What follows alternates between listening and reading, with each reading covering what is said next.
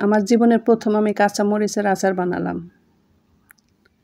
প্রথমে মরিচগুলো ধুয়ে ভালো করে বোটা ফেলে ধুয়ে পরিষ্কার করে নিয়েছি এবং ভালো করে মুছে নিয়েছি যেন পানি না থাকে। এরপর সরিষার তেল গরম করে তার মধ্যে বেশ কিছু রসুন, আস্ত রসুন, রসুনের কোয়া দিয়ে কিছুটা ভেজে তারপর কাঁচামরিচ দিয়ে দিয়েছি। কাঁচামরিচটা কিছুটা ভাজা হতে হতে আমি আদা রসুন বাটা, একটু হলুদের গুঁড়া দিয়ে দিলাম। তারপরে একটু নেড়েচেড়ে ভেজে নিচ্ছি। এরপরে দিয়ে দিলাম সরিষা বাটা। সরিষাটা কাঁচামরিচ এবং লবণ দিয়ে বেটে নিয়েছি যাতে তিতা না হয়। তারপরে একটু মরিচের গুঁড়া দিয়ে দিলাম। এরপর নেড়েচেড়ে মিশিয়ে নিচ্ছি। তো আমি সরিষার তেলটা একবারে দেই নাই, বারবার একটু একটু করে সরিষার তেলটা দিয়েছি।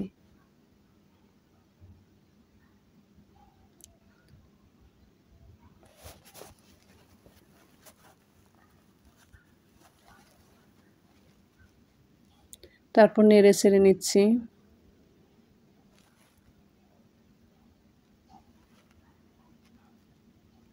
এরপর একটু লবণ দিলাম, কিছুটা চিনি দিলাম,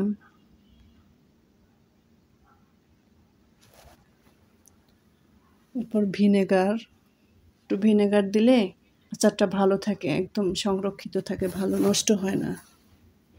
এরপর দিলাম পাঁচফোড়নের গুঁড়া, পাঁচফোড়নের আগেই ভেজে গুঁড়া করে রেখেছিলাম।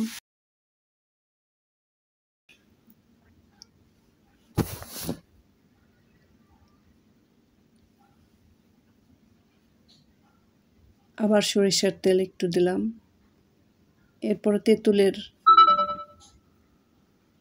এরপর তেঁতুল যে গুলিয়ে ভিজিয়ে রেখেছিলাম সেটার পেস্টটা দিয়ে দিলাম, তেঁতুলের পেস্টটা দিয়ে দিলাম।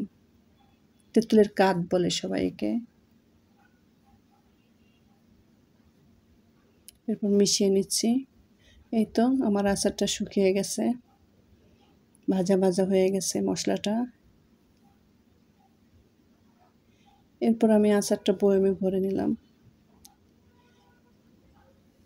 এর মধ্যে আমি আস্ত একটা বোম্বাই মরিচও কুচি কুচি করে দিয়েছিলাম, ঝালটা যেন বেশি হয়।